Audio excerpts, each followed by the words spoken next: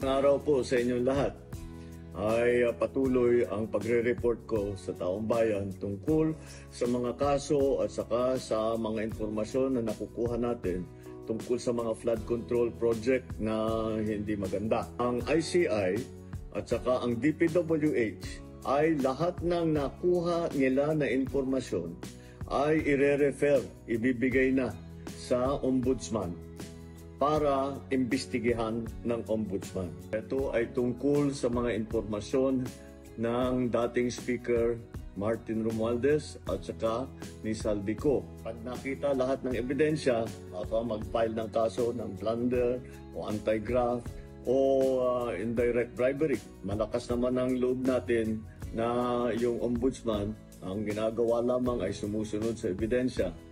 At kung saan tayo dinadala ng ebidensya, doon pupunta ang ating investigasyon. Maraming salamat po. Magandang araw po sa inyo lahat.